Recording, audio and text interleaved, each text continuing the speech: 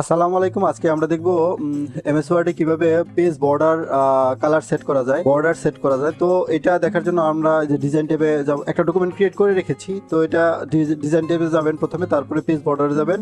এই যেখানে কোনায় আছে দেখবেন পেজ বর্ডার, পেজ বর্ডারে যাওয়ার পর আপনি এই যেখানে পেজ বর্ডার সিলেক্ট করে দিবেন।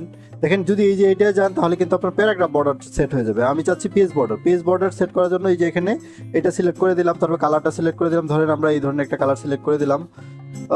তারপরে দেখুন ধরেন এটা নান আছে, আমরা এই যে এটা বক্স টাইপের এটা সিলেক্ট করলাম।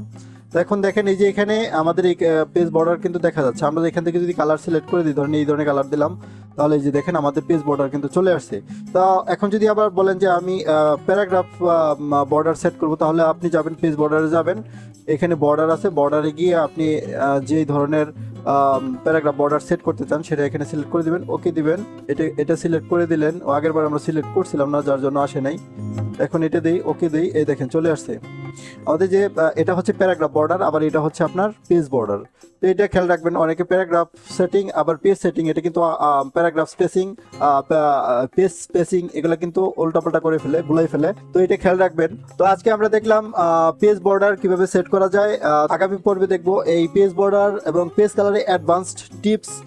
তো বন্ধুগণ, ভিডিওটি ভালো লাগলে লাইক, কমেন্ট, শেয়ার এবং সাবস্ক্রাইব করতে ভুলবেন না। ধন্যবাদ সবাইকে।